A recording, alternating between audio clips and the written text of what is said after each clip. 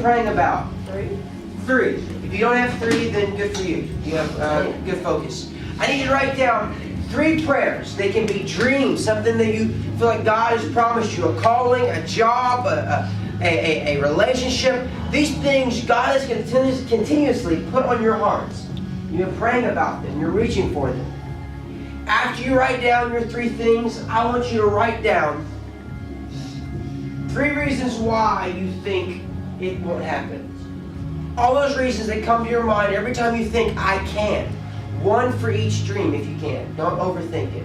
But as soon as you write down what God has put in your heart, the calling, the ability, the victory, whatever it is, I want you to immediately write down below it the one thought that always rises up within you that explains why you cannot do it. Okay?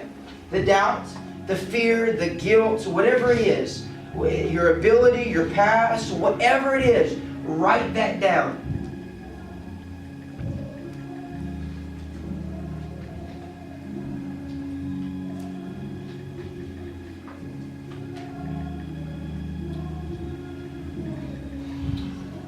Okay, so we grew up in a free society where negotiation is the key to make everything go. Everything is negotiated. It's how the world goes around. It's give and take. It's 50-50. It's break even. You win, I win. Sports teams negotiate to get more talent on their team so they can win a championship.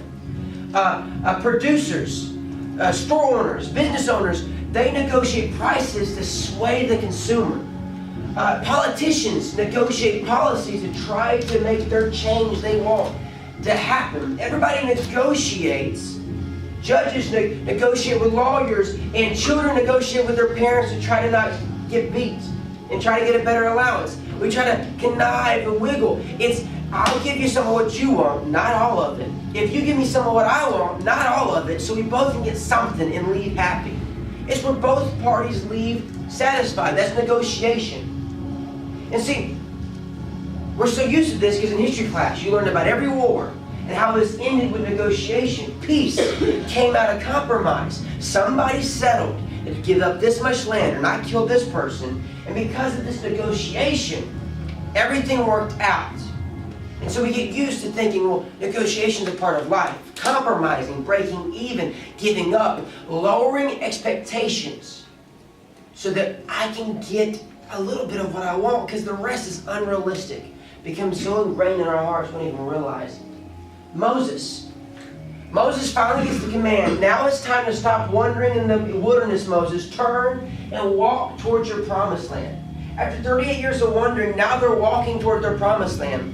And God said, you're going to run into Esau's descendants. Remember Jacob's brother? You're going to run into Lot's descendants. Remember Abraham's nephew? And I don't want you to mess with them. Don't fight them. They are not on your promised land. I want you to ask them, can I have water and can I have food? I'll pay you for it. We don't want to fight. Don't mess with their stuff, Moses. Don't fight them.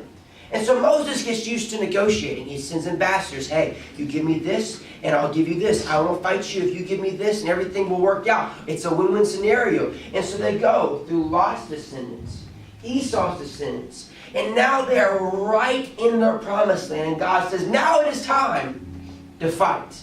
You're about to face 2 Amorite kings, Sihon and Og. I know, it's like Lord of the Rings or something, these weird names. Sihon and Og. And he tells Moses, I am going to give you this king, Sihon. You're going to take him out. Everything he has, you're going to destroy it all, tear down his idols. He goes on to say, I will allow you to live in homes you did not build. I will allow you to drink out of wells that you did not dig. I will allow you to eat from farms and crops you did not plant. You will walk with riches that you did not earn. I will give you total victory. Everything you've ever dreamed about, Moses, every calling, every promise, every twinkle, everything I've ever told you is going to happen. Total victory, Moses. Now's your time. Don't compromise. Don't negotiate. Take him out.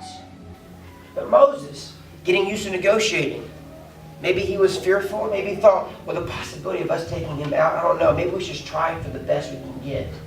And so after God tells him exactly what's going to happen, Moses sends an ambassador. He says, hey, how you doing? Hey, you give us water and food and we'll pay you and we'll pass on through.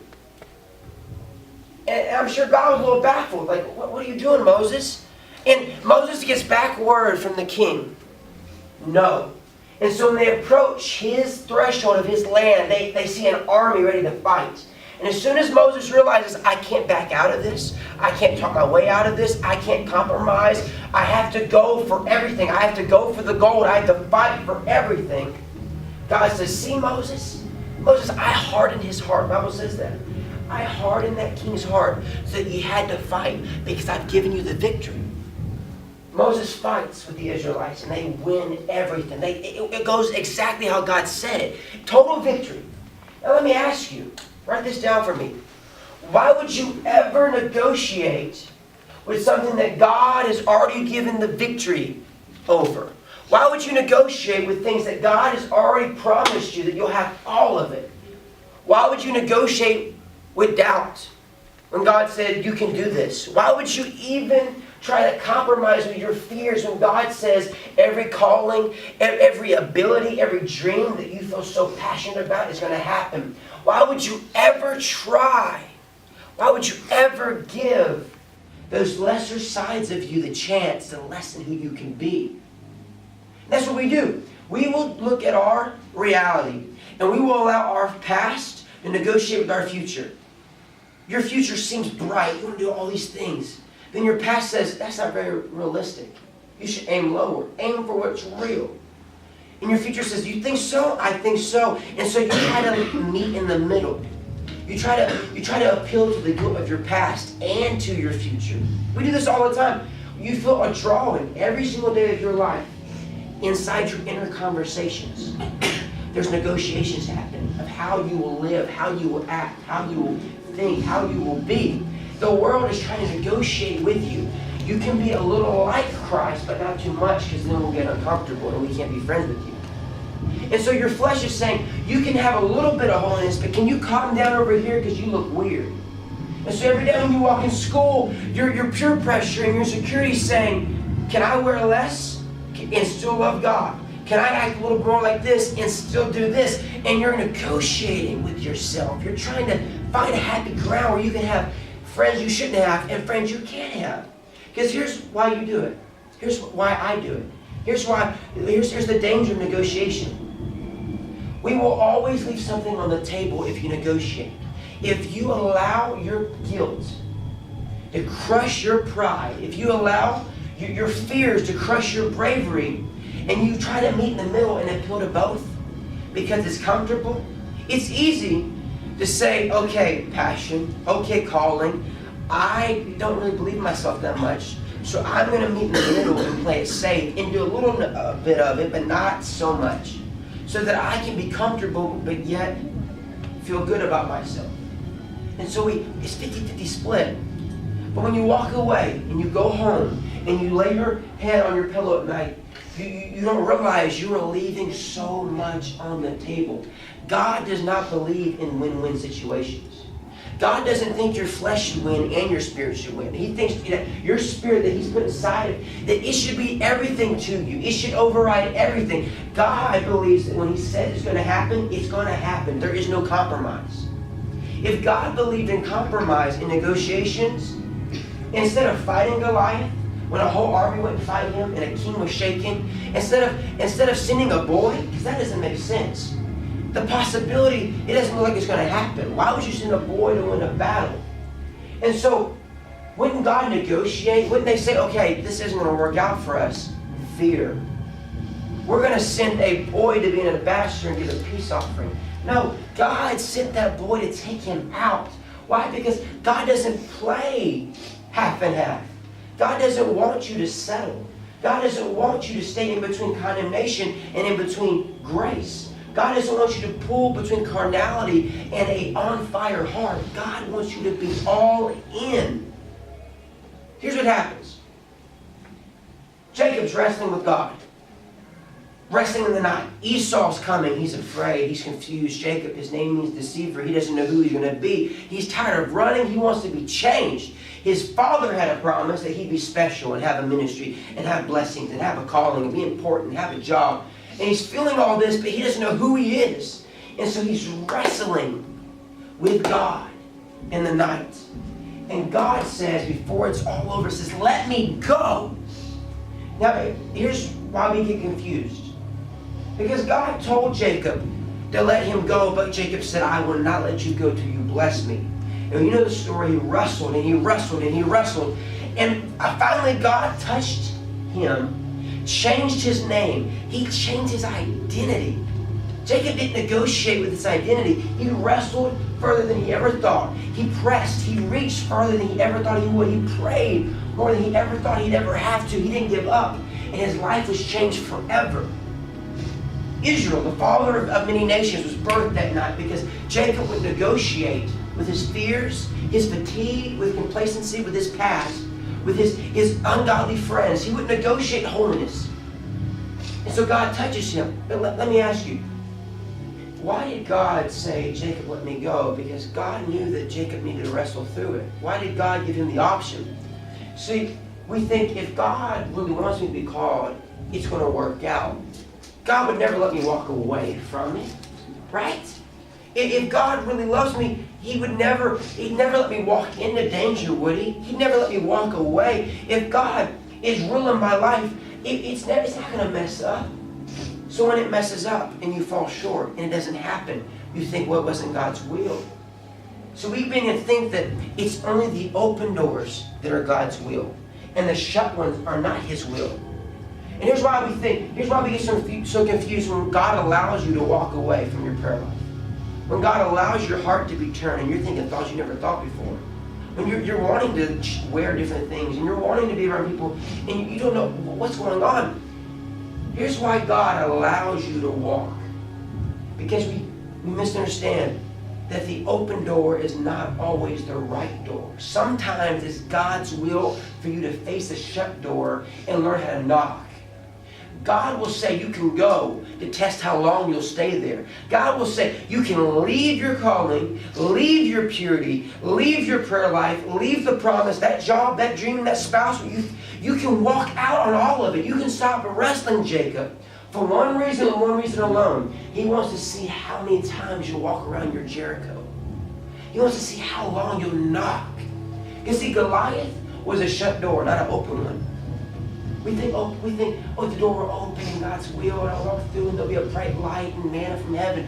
No. I think God shuts doors more often than he opens them to test how long you will stay there. Will you negotiate with a wall when it won't fall? Okay, I'll make my life, I'll live a little bit further back than I planned. Further back than you said. I will compromise my morals. I will date people I shouldn't date. I will wear things I shouldn't wear. I will watch things I shouldn't watch. I will live a lesser existence. I will break even. Because that wall just is too high to climb. But the whole time, God's saying if you don't negotiate with your lesser half, if you will pray, if you won't give up on your calling. I know it's been a while, but if you won't give up, that wall will eventually fall. Complacency. That's why we negotiate. It's uncomfortable. It gets warm. Witnessing in school. It gets awkward wearing a skirt. Hannah's on a new job and everybody is weird because she's wearing skirts. That's awkward. She has to go through that every single day. But many people, you'd be shocked how many people negotiate on that. People we see at youth rallies, people we're around, they negotiate on that. It's amazing how many things are left on the table of our lives because we compromise, because we want it to be easy. So complacency is number one. Fear is number two. Well, can I do it? Am I good enough? I have this stuff in my past. I have these weaknesses. Don't even let them speak when you're deciding your destiny. Don't even let your past have a say when you're deciding your future and your self-image. It is gone. It is washed away. You've repented. Don't even allow him to sit at the table deciding the destiny of your life. Number 3, lack of ability. This will tear you up. I'm not good enough. I can't preach. I can't sing. I can't learn enough. I don't have enough verses. College is so long. The bills are too much. Lack of ability never stopped anybody. It didn't stop Gideon. Didn't stop a boy named David. It didn't stop. Peter doubted God. And Peter had issues cutting off people's ears. Are you kidding me? But now he's building the church. God chooses lack of ability more than he chooses ability. So you should not let lack of ability negotiate your future with you. I was talking to him before. I don't want to share it, but when you're wanting to be full-time ministry, there's this weird limbo. You have to wait. And there's many careers I could have chosen, tons. I just knew it would prolong me until I actually got in full-time ministry. But it's hard waiting. So you'll be in your career when you're 25. I'll be in mine when I'm 36 before I ever get the life I want. And so I have to wait. And my fears and my doubts and the peer pressure, and I'm married now, and every day I find myself negotiating. Well, can you give up a little here to be a little more comfortable here? Can you give up on your destiny, not shoot so high, because what happens if you don't make it? Can you lessen the limbo and get a job? It may postpone. Now get a job. Okay, I had to have a job. I'm not saying don't live in your van. Jesus told me to. No. But can you postpone your plan B for 15 years? Because if you give in to your doubt, you're going to go too far. And so I'm negotiating myself every single day, and I have to make a decision. I will not settle for anything what God has promised to me. I will not settle for anything. See, you cannot mistake when you feel tempted to walk away and give up. You cannot mistake God allowing you to walk away as God's permission to walk away. Allowance is not permission. God gives you free will. He allows you to do a lot of things that He's not permit you to do. Saul was allowed to do things that God did not permitted. Samson was allowed to compromise in ways that God did not permit. God allowing you to walk through open doors does not mean God opened them. Just because God allows you to walk out of it doesn't mean that God approved it. Here's why. Moses tries to negotiate with the king. They conquer him. Hallelujah. Thank you, Jesus. And he's walking into his promised land. He's further than he's ever gotten. The taste of victory, the songs of freedom, that they're here, they're ringing. He's feeling in his heart. Hallelujah, I actually can do this. I can win somebody. I can go to college. I'm not so weird that I can't date anybody. I actually can do this thing. And he's stepping into it. And the second king, Og, who's a giant. The Bible literally records how big the man's bed is, because that's how big this dude is. This man is intimidating, and it's the second army. And Moses, he stops and looks at the obstacle. And the people are like, oh, I don't know. And compromise begins. In negotiation, should we or should we not? Should we or should we not? And God says, hey, Moses, you know how I allowed you to overcome that last king? Yeah. Well, I'm going to allow you to overcome this king the same way. See, God used Moses' last victory to help him in his current battle. Here's the danger of negotiating today. What you negotiate today will affect your tomorrow. Your victory today determines your tomorrow. You have to make sure that you don't give in today, because it forever shapes your tomorrow. If you compromise on holiness, your kids won't have it. If you compromise on purity and your home is ate up with things that shouldn't, your family is going to reproduce that. My grandpa always says, idiots produce idiots. That's just how it's done. You see two stupid people, they have stupid kids. That's how it works. Whatever you are, you reproduce, and you will carry on. You will affect generations by what you leave on the table. And so when fear and everything comes and tries to talk you out of things, and guilt and shame and your past, you cannot negotiate, because what you let go of today forever changes your tomorrow. There's no go-backs. Life plays for keeps. Your destiny plays for keeps. And so Moses fights the second king, overcomes it, because he was standing upon the boldness he had to fight yesterday. See, overcoming, believing, faith, not negotiating, taking no, I'm not going to do it. I'm not going to compromise. That mindset is a lifestyle. It doesn't happen. You can't just compromise here a couple times and then say, I'm going to be strong here. No. Compromise, it bleeds through every area of your life. As soon as you pull one brick out of the dam, water floods and breaks it all down. You can't let go of things you watch over here and yet think you're going to hold this wall over here. It all caves in when you begin to negotiate. Moses' victory determined everything about his tomorrow. Everything. I'm going to help you out. Well, you just said a point where it's taking so long and you have to deal with this. And I don't know how to have a prayer life. I have school. It's so hard. I feel so undisciplined sometimes. I don't know how to be what I've been called to be. I don't know how to, the job, the career. I don't know how to raise the money for college. God has promised me this, but I just don't know how. I've been knocking on the door for so long. That wall is so high. I've been staring at it for so long. Your past, your guilt, everything is trying to tell you who to be. What should I do? I promise you that if you stand there long enough and you pass the test, God will always give you the answer. God will show you how to fit prayer into your life. It may not be the way I fit prayer into my life, but God will show you how to fit devotion into your schedule, into your life, into your situation. There's always an answer for everybody's life. Just because you can't do it like I do doesn't mean it's not going to happen at all. That's negotiation.